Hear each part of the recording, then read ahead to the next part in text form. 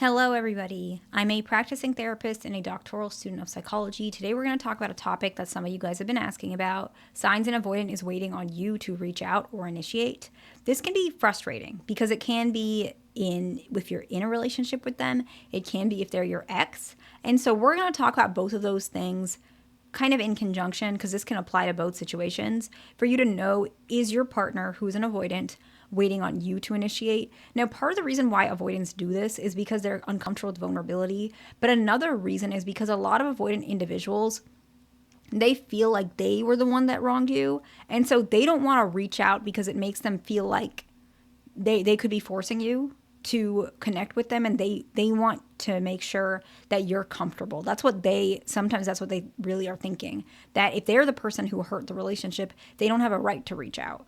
Or some of them, if they're fearful avoidant, they might, because they hurt you, they might be too embarrassed to reach out because they're afraid that if they reach out, you reject them. And then it really validates and proves to them that they failed and that you don't like them and that they're going to be abandoned. And so those are some of those reasons why. And so the first aspect that you can see that an avoidant actually is waiting for you to reach out is they actually wait for you to initiate conversations. And I'm going to unpack it because it's not necessarily that you'll be seeing them waiting. It's usually that when you initiate, this is how you'll know, they will reply fast, they will stay engaged, or maybe even keep the conversation going, but they rarely start it themselves. So this is a sign that they're actually waiting for you to reach out. So this could be that they're waiting for you to say, hey, let's get back together. It could be that they're saying, let's, be something more in a relationship. It could be that they are not very keen to making dates, but if you say let's go on a date,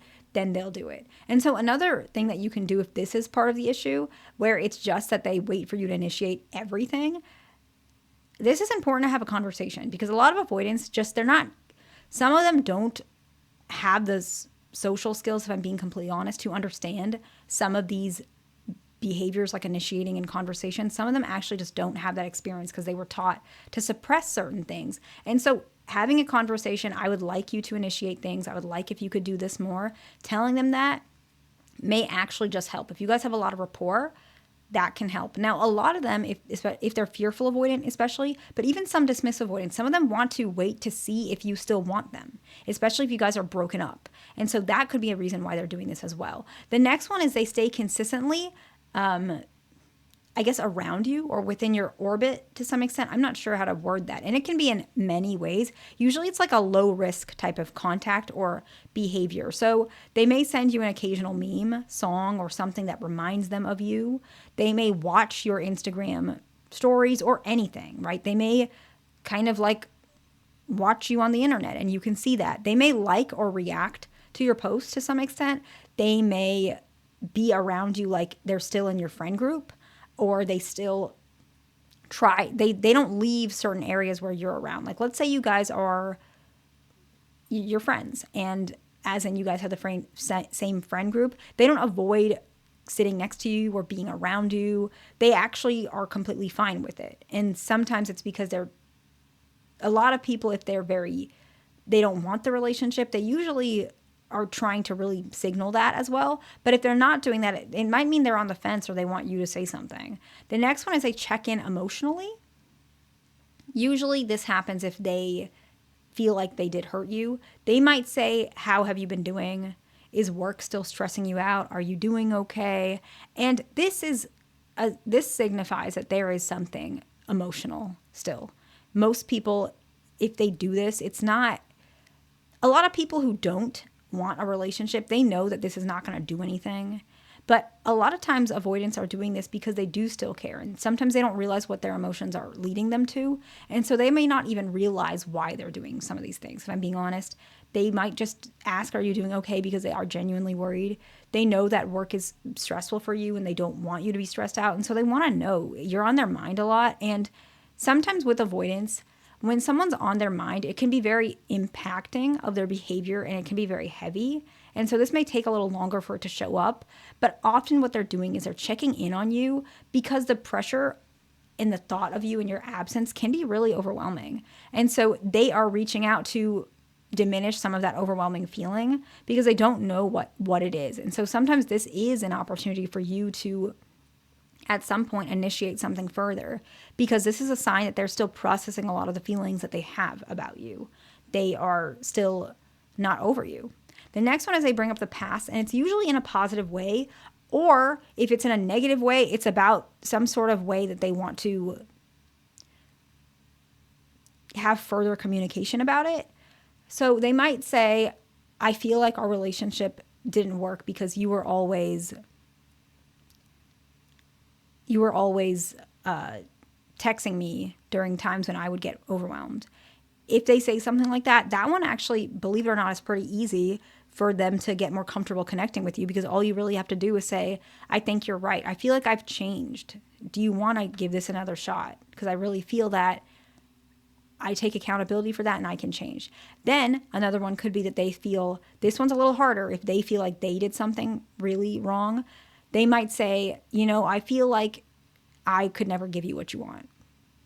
And if they're saying something like that, and they're saying like, our relationship was good, but I feel like I never gave you what you want. And I feel like that's what pushed us away. I didn't know how to give you what you want, and we're different people. Sometimes that one's tricky, because sometimes you would have to say, maybe I pressured you too much or something of that sort. Or you would have to say, like, this one doesn't work as often because it's harder because it has to do with their wounds. If you say, I get that, I wish that you could just try harder, things like that would make it a little harder for them to connect because they're not at that place yet. But still, you can have that conversation. The next one could be like, similarly, we're still on the same topic. They may share memories. They may say old jokes. It's usually like them trying to say, I miss you, or we're really good together, but they're kind of testing the waters to see if you agree. The next one is they hint at regrets instead of directly apologizing. I didn't handle things the best. I wish I had done things differently. At this time, you can say, I wish I had done things differently too. And then you can talk about, I wish that we were still together. I wish that we could still connect in a certain way. The next one is that they ask, or it's not really they ask, it's like they're friends. Their friends are like more warm towards you or more kind to you. They might ask you how you're doing. They may mention that your ex brought you up. Or, if you guys are still in a relationship, their friends are a little bit more comfortable towards you because they're almost trying to gauge at how you feel about their friend, for example. And the next one is they might ask about your future plans. And so they're asking you, are you in a long-term relationship? Are you going to move out? Are you going to move to a different state?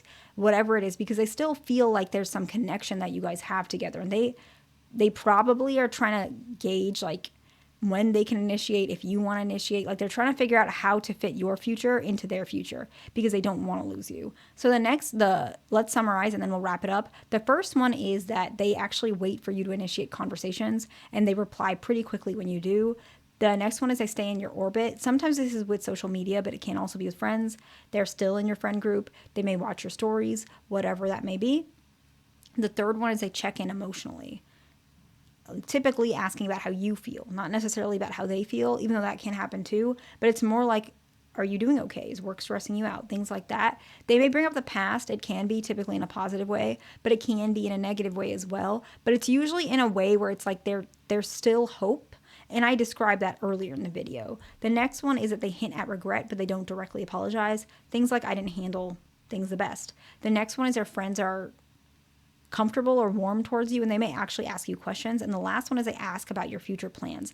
This is because they're trying to see if there's a way that your future plans can fit your future plans and their future plans. I hope this video is helpful to somebody. Please like, subscribe. I'll see you in the next one.